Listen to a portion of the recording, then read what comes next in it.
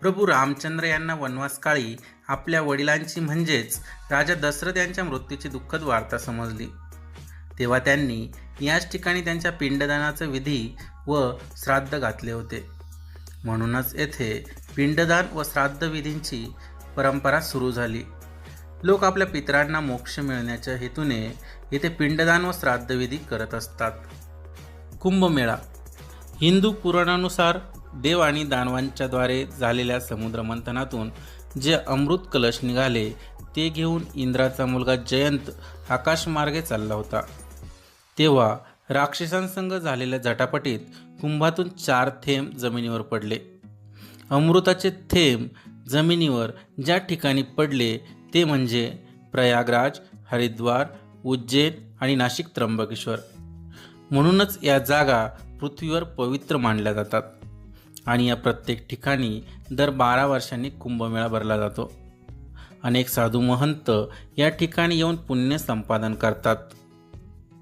युगायुगांपासून पापयुक्त मलिन झालेल्या मनुष्यांचा जथ्था एकदा शंकराकडे गेला आणि त्यांनी पापमुक्त होण्यासाठी उपाय विचारला.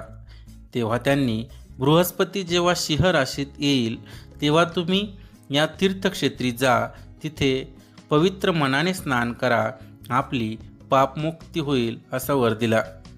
तेव्हापासून कुंभमेळ्याला सुरुवात झाली. सीता गुंफा पंचवटी. वनवास काळात सीतामातेने येथे वडांच्या झाडाच्या आत असलेल्या या गुफेमध्ये काही काळ वास्तव्य केले होते. येथे वडाच्या झाडांचा समूह असल्याने या परिसरास पंचवटी असे नाव पडले. पंच म्हणजे 5 आणि वटी म्हणजे वडाचे झाड असा याचा अर्थ होतो. तपोवन. हजारो वर्षे अनेक ऋषीमुनींनी या ठिकाणी तपश्चर्या करून सिद्धी प्राप्त केली.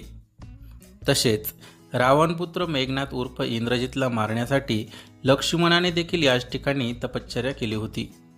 म्हणून या स्थानास तपोवन असे नामकरण झाले.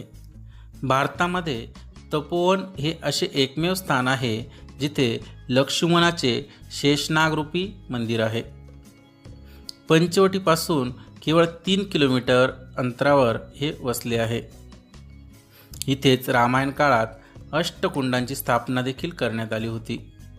ब्रह्मकुंड, विष्णुकुंड, शिवकुंड, त्याच्यासमोर अग्निकुंड, बाजूला सौभाग्यकुंड, मुक्तिकुंड, कपिलकुंड आणि कपिल संगम अशा या कुंडांचा समावेश होतो.